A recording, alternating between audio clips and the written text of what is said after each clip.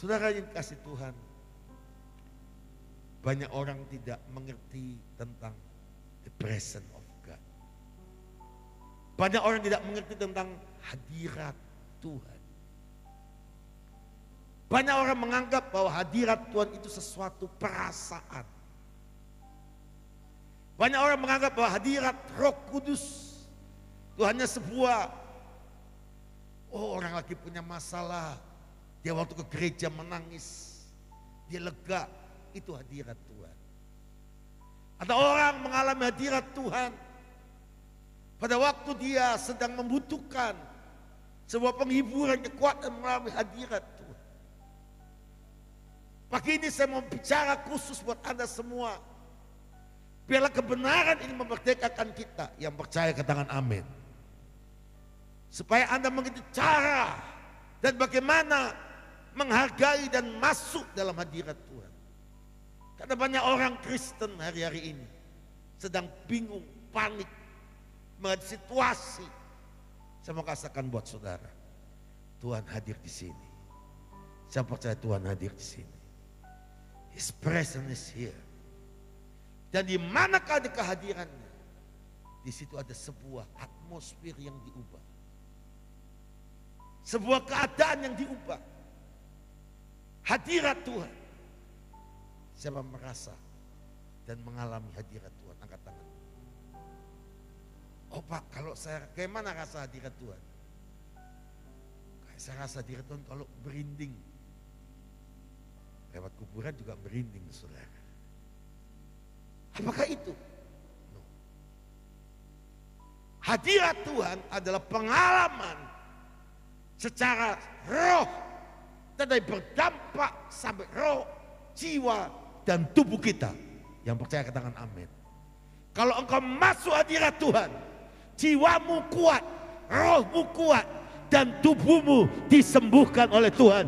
Tubuhmu sehat, tubuhmu panjang umur, tubuhmu sukses, hidupmu berhasil, depanmu berkemenangan. Tepuk tangan yang paling meriah buat laki. Saya mau sampaikan sebuah contoh di Alkitab. Bagaimana orang ini bukan apa-apa, bukan siapa-siapa, bahkan dia lari dari panggilan Tuhan. Namanya Musa. Pak kok bisa ngomong Musa lari dari panggilan Tuhan? Ya, Tuhan telah pilih dia. Dia harusnya terbunuh. Tuhan selamatkan dia 40 tahun di Firaun. Setelah dia melihat penindasan bangsa Israel, bangsa Ibrani oleh orang Mesir, atas dia dengan kekuatannya sendiri. Karena dia seorang prince, seorang pangeran. Dia pikir dia punya kekuatan. Dia pikir dia punya kekuasaan. Dia bunuh orang Mesir itu. Akhirnya dia jadikan daftar orang yang dicari oleh tentara pasukan Mesir. Dan dia akhirnya pergi ke Midian. Dan inilah kisah daripada Musa waktu di Midian. Dan waktu di Midian dari seorang prince, seorang pangeran, dia turun derajat yang paling bawah. Tapi dengar, kalau dia mengalami hadirat Tuhan, hadirat Tuhan mengubah hidupnya. Hadirat Tuhan, terang itu datang, maka terang itu akan mengubah hidupnya. Dan mengubah hidupnya karena ada hadirat Tuhan, kuasa Tuhan, dan mengalami perjumpaan pribadi dengan Tuhan. Tepuk tangan yang paling meriah buat Allah. Jadi hadirat Tuhan itu adalah Tuhan sendiri. Aku adalah aku. Dialah Alfa dan Omega. Jadi hadirat Tuhan itu bukan perasaan. Hadirat Tuhan itu bukan situasi, kondisi. Hadirat itu, Tuhan itu adalah Tuhan sendiri. Hadir. Dan waktu Tuhan hadir, Anda dengar, makanya nyanyi, muji, nyembah itu jangan sesuatu yang biasa. Oh saya ngantuk, saya kurang tidur. Aduh, my body not delicious. Badanku lagi nggak enak. Oh enak nggak enak, hadirat Tuhan nggak pusing. Baik tidak baik situasinya, Tuhan tetap baik. Kok tepuk tangan yang paling meriah betul. Kita baca Keluaran pasal 3. Ayat yang pertama.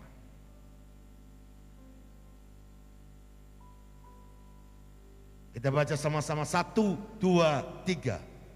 Adapun Musa, ia biasa mengembalakan kambing domba Yitro mertuanya, imam di Midian.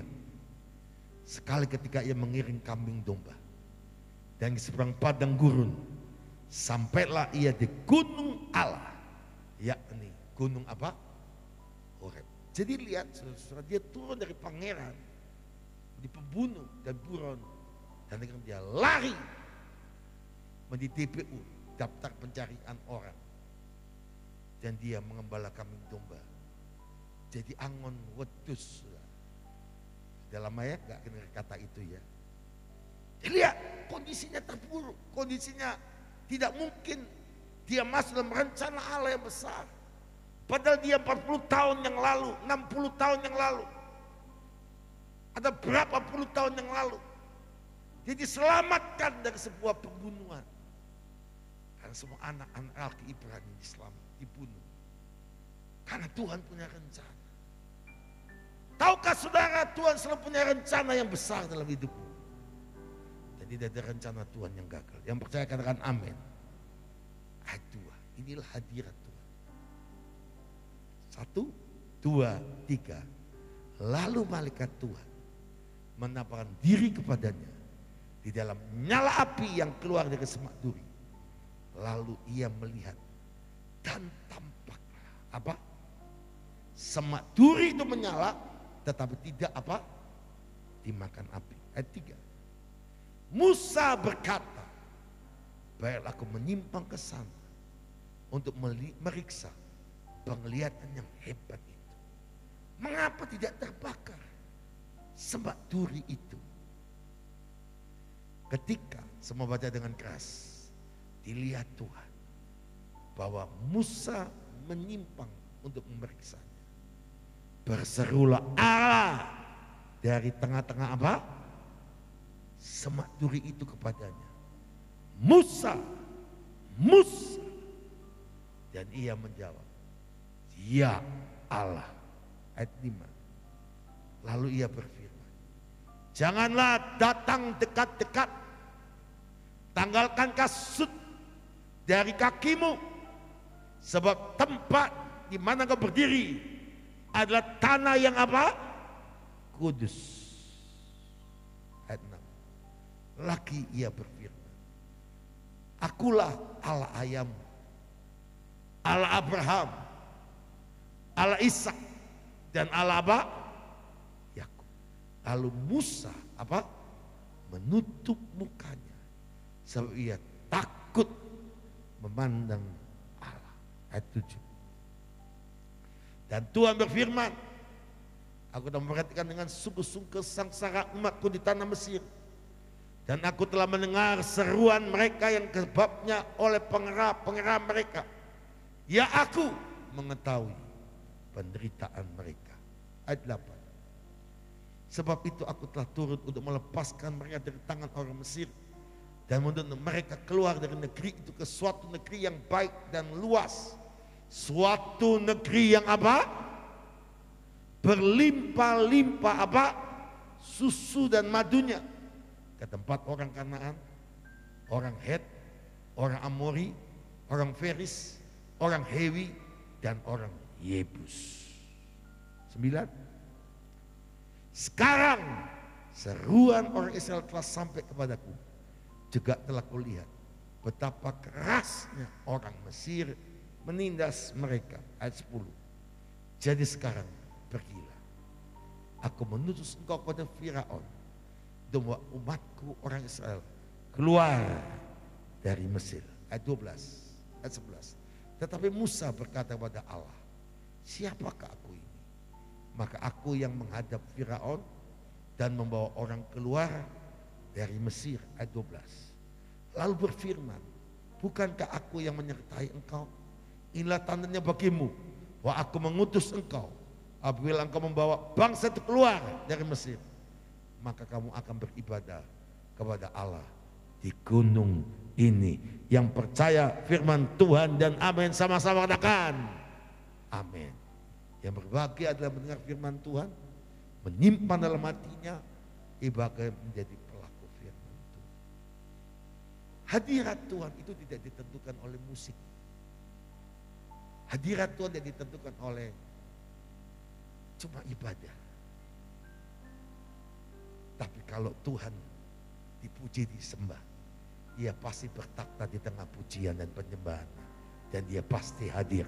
Tepuk tangan yang paling meriah buat Allah kita. Yang percaya katakan amin. Nah, ini penting. Musa mengalami perjumpaan dalam hadirat Tuhan. Musa melihat belukar yang menyala dengan api. Banyak orang waktu melihat hadirat Tuhan, merasakan hadirat Tuhan, dan dia mulai dijamah Tuhan. Ada yang merasa damai, ada yang merasa hadirat Tuhan itu ada api yang mengalir, tangan bisa tergoncang, tubuh bisa jatuh, macam-macam. Tapi itu api yang sedang membakar semak belukar.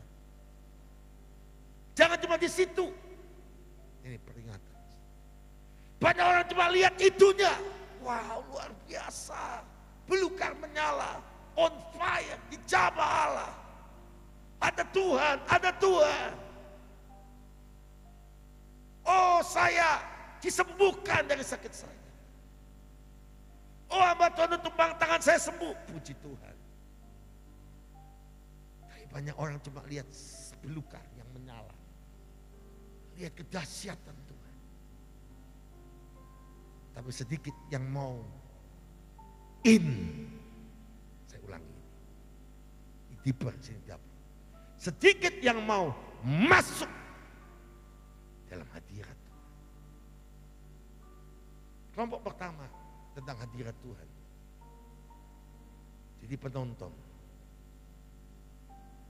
dia tidak akan alami apa-apa. Tapi ada yang punya lapar dan haus, ada yang cuek.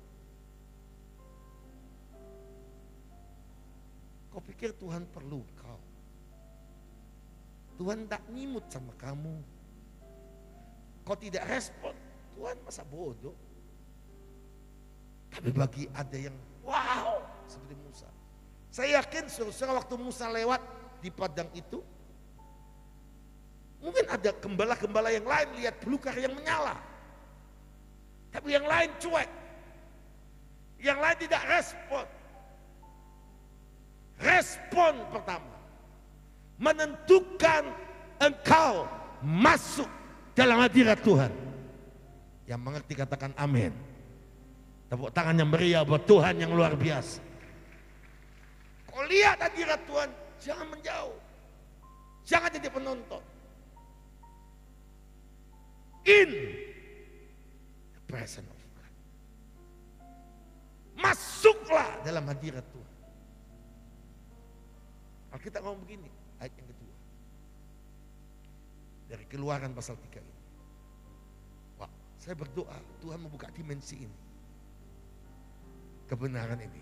Yang mau lambaikan tangan saudara. Yang mau tepuk tangan yang paling meriah buat Allah. Lalu malaikat Tuhan. Jadi kalau Anda lihat kata malaikat Tuhan, kalau Tuhannya itu T-U-H-A-N-nya huruf kecil, T-nya besar, itu malaikat biasa. Tapi kalau malaikat Tuhannya itu T-U-H-A-N, semua huruf besar. Itu sebetulnya Tuhan sedang hadir. Yang ngerti katakan amin. Menampakkan diri kepadanya di dalam nyala api yang keluar dari semak duri. Wow. Lalu ia melihat Dan tampaklah semak duri itu menyala. Tapi dia dimakan api. Lihat ajaib. Presence of God. Saya lihat waktu Tuhan bergerak. Hadirat Tuhan seperti tadi malam. Dijamah Tuhan. Jatuh. Dilawat Tuhan. Saudara, kami pernah alami dulu di sini ada pot ya Pak. Ingat Pak Martin, Pak Kultom. Pot besar. Itu ya. Saya ingat betul ada yang tiba-tiba belum ditumbang tangan adalah dia itu jatuhin pot. Wah, kepalanya. Saya sama wah. Tapi enggak ngalami apa-apa. Dahsyat. Saya kasih tahu buat Anda. Tuhan itu dahsyat.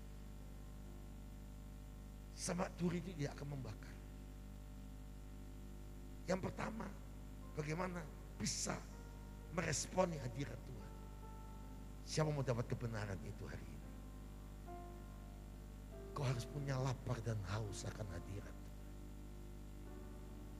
Jangan acuh tak acuh. Jangan merasa kita, Tuhan perlu saya. Masa bodoh nanti saja.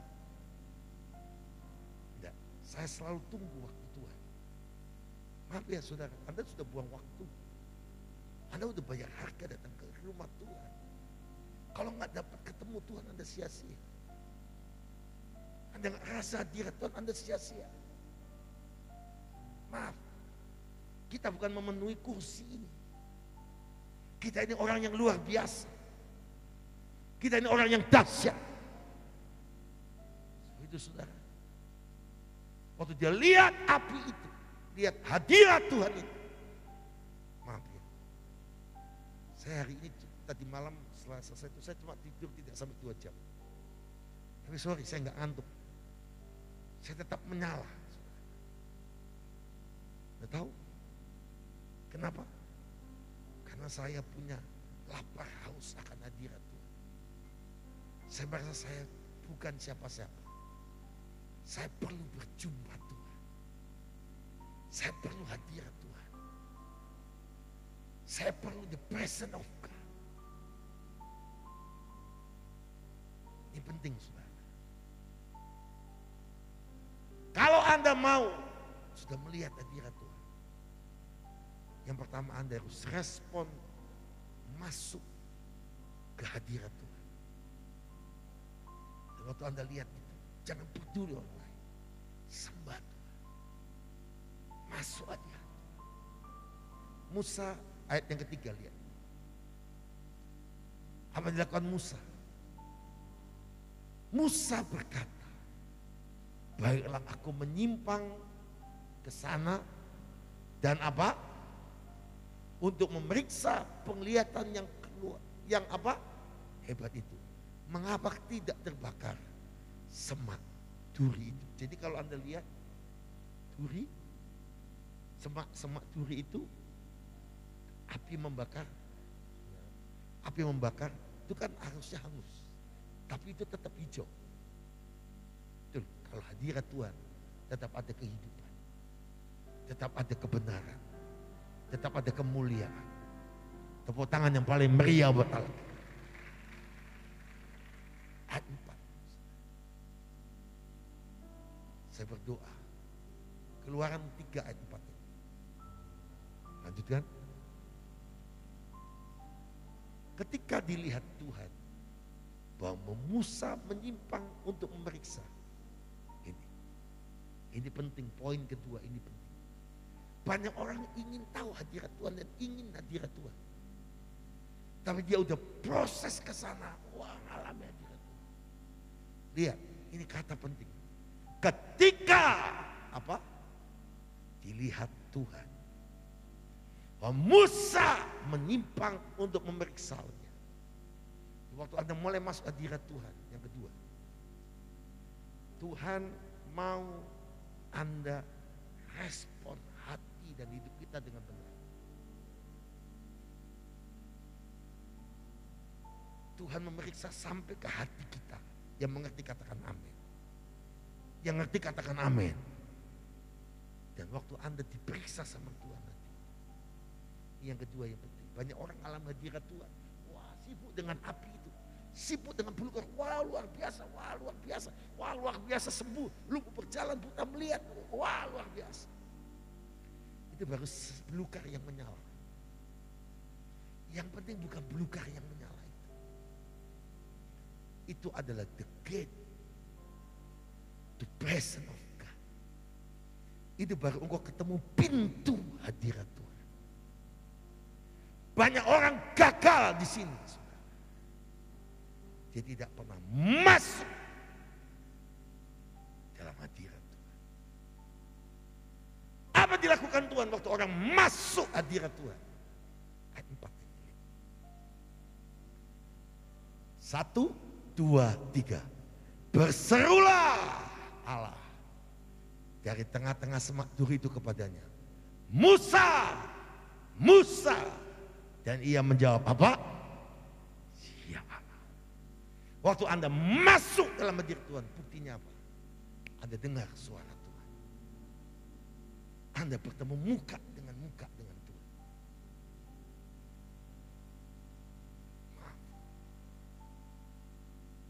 Saya berdoa mempelai-mempelai Kristus bisa masuk hadirat Tuhan.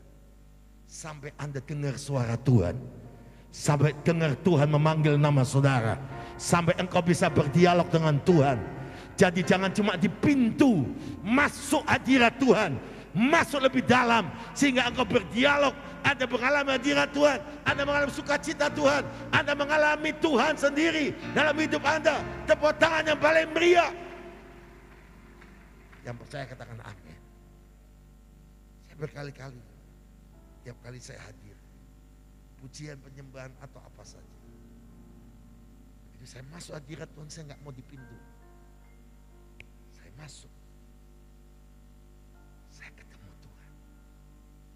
Mungkin Anda bingung, kadang-kadang Pak Gembala bisa nangis, Pak Gembala bisa alami seperti menyembah dan mulai berdialog. Itu bukan sebuah ilusi. Betul-betul kita bertemu dengan Dia. Buat apa hadirat Tuhan kalau nggak ketemu Tuhannya? Yang ngerti katakan amin. Buat apa semak duri yang menyala, yang hebat, tanda ajaib yang luar biasa, kalau kau tidak ketemu Yesus? Kalau kau tidak ketemu Roh Kudus. Karena Yesuslah yang kita perlu. Roh Kuduslah yang kita beri. Yang mengerti katakan amin. Yang setuju katakan amin. Mungkin Anda berkata, Pak Gembala, kok paksa saya doa pagi, kok paksa saya doa fajar, menara doa, kekuat doa, berdoa. Sebetulnya supaya Anda bisa masuk, bukan lihat semak peluk, Anda bisa mengalami Tuhan. Apa yang terjadi kalau yang ketiga ini, setelah Anda in the presence of God, Anda masuk dalam hadirat Tuhan, dan Anda mulai ketemu Tuhan dan bicara dengan Tuhan. Tuhan akan memberitahukan apa yang akan terjadi ke depan. Tuhan akan memberitahukan apa destininya, rencana yang besar dalam hidup saudara. Makanya banyak orang tidak ngerti apa rencana Tuhan dalam hidupnya. Apa kehendak Tuhan dalam hidup, bingung karena dia hanya di depan pintu dan tidak pernah masuk. Dan tidak pernah ketemu muka dengan Tuhan. Semua orang yang alami hadirat Tuhan dan masuk hadirat Tuhan, ketemu Tuhan, bicara, dialog. Ini yang ketiga. Dia akan melihat semua yang Tuhan rencanakan dalam hidupnya. Dia akan mengalami sesuatu hadirat Tuhan yang tidak pernah dia dalami sebelumnya. Saya kasih tahu saudara, di mobil saya kadang bisa merasa hadirat Tuhan dan saya dengar dia bicara. His presence. Siapa yang mengalami hadirat Tuhan? Pernahkah Anda ngomong begini? Tuhan, aku mau masuk lebih dalam. Mungkin Anda bingung lagu ini. Lebih dalam lagi.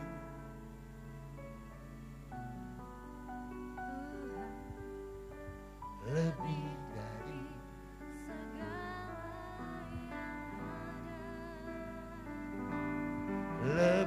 dalamlah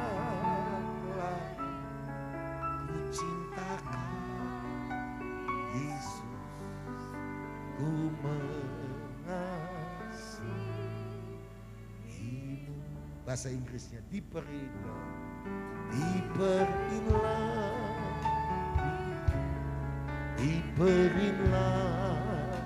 itu.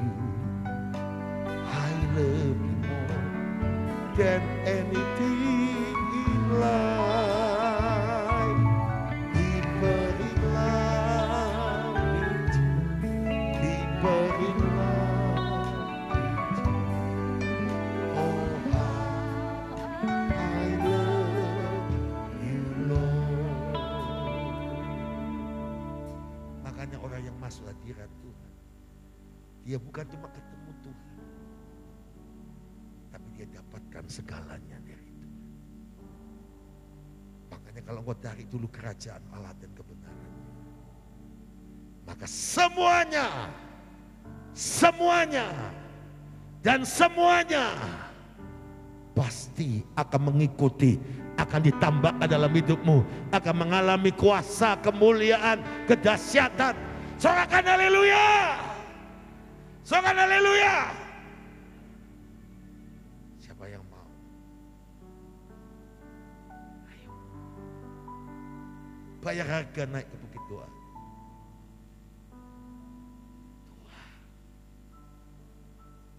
Masuk.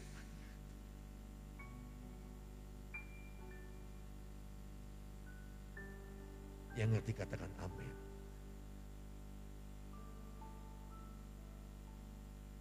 Dan Anda ngerti, sibuk boleh, aktivitas boleh, tapi hadirat Tuhan itu adalah Tuhan sendiri. Dan Anda harus ketemu Tuhan. Kadang Tuhan suruh kita diam, kadang dia peluk kita, tapi yang jelas dia bicara. Waktu ayat yang kelima dikatakan Musa diberitahukan nama Tuhan. Dia ditegur, Musa, kau pengecut Musa, kau bunuh orang, kau begini. No. Kalau Anda mengalami hadirat Tuhan, Tuhan tidak mendakwa, menuduh saudara atau menghukum saudara. Tapi Tuhan ngomong begini, aku tahu semua, tapi aku menyediakan yang terbaik dalam hidup. Ayo ikut aku, ayo berjalan sama aku. Masa depanmu sungguh ada, hari depanmu sungguh ada. Dan lihat, aku mau pakai engkau menyelamatkan bangsa Israel. Siapa mau masuk hadirat Tuhan lebih dalam lagi? Waktu Anda sudah masuk hadirat Tuhan dan dengar suara Tuhan, ini penting saudara. Ayat 5, ini kuncinya. Semua baca 1, 2, 3. Sebab lalu ia berfirman, janganlah datang dekat-dekat, tanggalkan kasutmu dari kakimu. Sebab tempat di mana engkau berdiri itu adalah tanah yang kudus. Waktu Anda sudah mulai dengar suara Tuhan, Anda masuk hadirat Tuhan, jaga itu. Tuhan ngomong apa lakukan, Tuhan perintah apa lakukan. Jangan berbantu. Dia ngomong gini, jangan dekat-dekat, tanggalkan kasutmu dari kakimu, tempat ini kudus. Selalu dia menunjukkan otoritas. Di situ Anda dan saya harus berani. Ini lihat, Anda masuk ketemu Tuhan, banyak yang stop. Ini. Tapi kalau Anda mau, sejak itu saya mau kasih tahu, sejak ayat yang kelima ini, dan Musa mentaati, Musa bisa mendengar suara Tuhan langsung dan bersama dengan Tuhan langsung. Ayat 5 ini saya sebut apa? Bayar harga. Bayar harga. Tanggalkan kasutmu. Kasut itu apa? perjalanan di masa lalu. Kasut apa? Kasut ini tahu Anda pergi kemana. Kasut ini tahu Anda kemana. Bagaimana perjalanan hidupmu. Engkau siapa? Kalau kasut ini, sepatu ini punya rekodnya, ada chipnya kalau dibuka. Dia akan cerita. Oh, Maska sukanya ke nasi goreng di RSS. Dia keluar rekodnya paling banyak di mana. Kenapa dia berkata, tanggalkan kasut. Tempat ini kudus. Dan Musa lakukan, tanggalkan semuanya. Maaf. Bagi Musa, bagi gembala, kasut itu kekayaan satu-satunya. Selain tongkat. Anda bisa baca di dictionary. Karena kalau dia jalan tanpa kasut, maka dia tidak akan bisa perjalanannya itu panjang. Karena batu, beling, atau apa saja yang tajam bisa merobek kakinya. Tapi khusus hadirat Tuhan temui.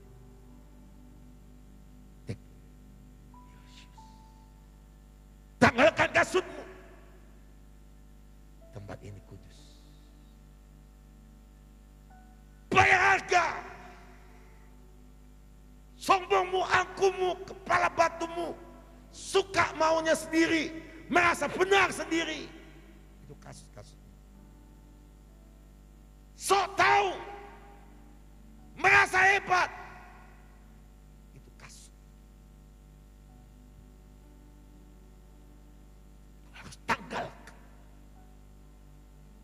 Karena itu selamanya menghalangi engkau masuk lebih dalam dengan hadirat Tuhan.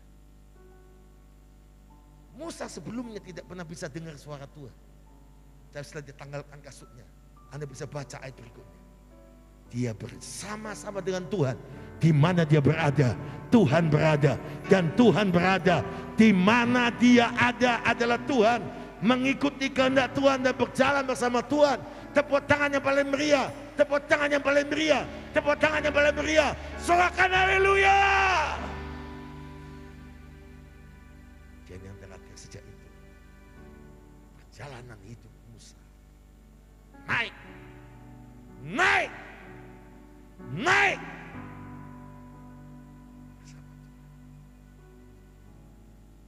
Yang kelima, waktu Anda berjumpa dengan hadirat Tuhan, Anda akan naik. Hidupmu akan berubah. Tidak akan berputar-putar lagi. Tapi terus naik dan tidak pernah turun. Jadi kepala kan bukan jadi ekor. Sorakan haleluya. Saya kasih contoh lagi yang ekstrim di Alkitab. Bagaimana orang mengalami hadirat Tuhan dan hidupnya diubah. Kisah Rasul pasal yang ke-9 ayat 1.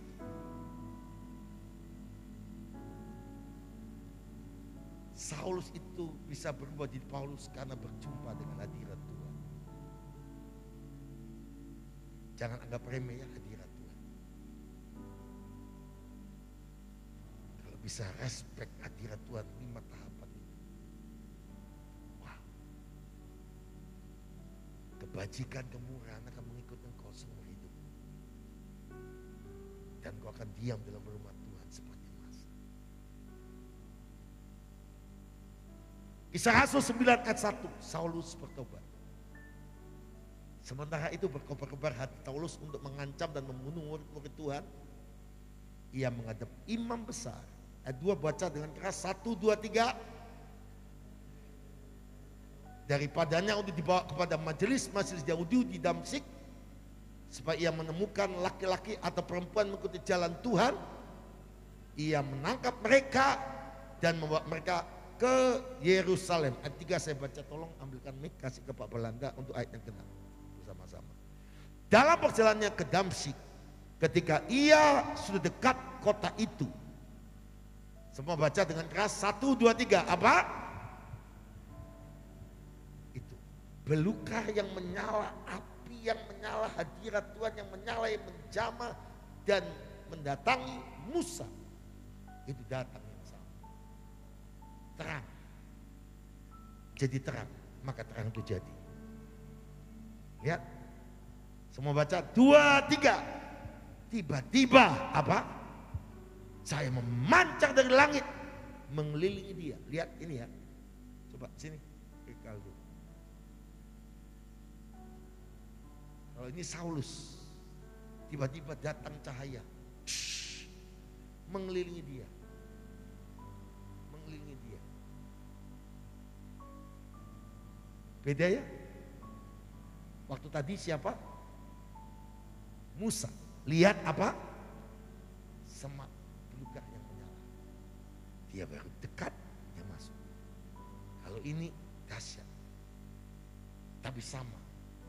The presence of God, hadirat Allah. Makanya kalau main musik, jangan ngelamun.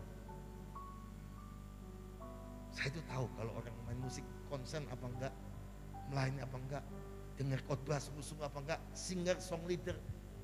Ada yang cuma bahasa orang Jawa jelei.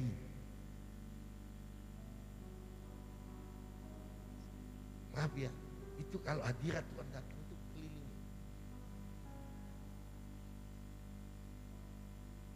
Pak Belanda ayat 4 baca bersama-sama saudara, ayat 4, 2, 3. Ia rebah ke tanah dan kedengaranlah olehnya suatu suara yang berkata kepadanya, Saulus, Saulus, mengapakah engkau menganiaya aku?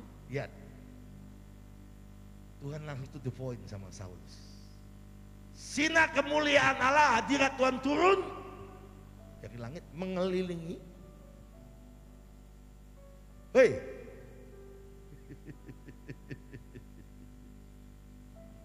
langsung apa? Rebah. Itu bukan rebah, belajar jatuh. Gak usah, gak usah. Dia rebah, coba rebah. Sudah. Lalu apa? Ayat yang berikutnya, Pak Belanda. Jawab Saulus, siapakah engkau Tuhan? Katanya, akulah Yesus yang kau aniaya itu. Lihat caranya sama. Perhatikan. Setelah kemuliaan Allah datang, dia dengar suara Tuhan. Dia masuk dalam hadirat Tuhan. Kondisi Saulus memang Tuhan yang intervensi. Hadirat Allah bisa intervensi. Gak ada yang amin, saudara. Gak ada yang amin. Yang percaya katakan amin. Dan dia dengar suara Tuhan. Saulus, Saulus, kau kenapa aniaya? Dia rebah. Siapa engkau? Kalau orang sudah masuk hadirat Tuhan, ada dengar suara Tuhan dan diskusi, dialog. Wow, itu indahnya luar biasa. Gak ada yang amin, saudara. Engkau bertemu muka dengan Tuhan. Lanjut Pak Belanda.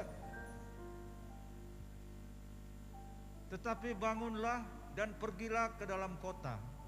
Di sana akan dikatakan kepadamu apa yang harus kau perbuat. Ayat 7. Maka termangu-mangulah teman-temannya seperjalanan, karena mereka memang mendengar suara itu. Mereka mendengar suara itu, tetapi tidak melihat seorang pun. tidak melihat seorang pun. Jadi waktu Saulus dijamah, itu ada orang lain.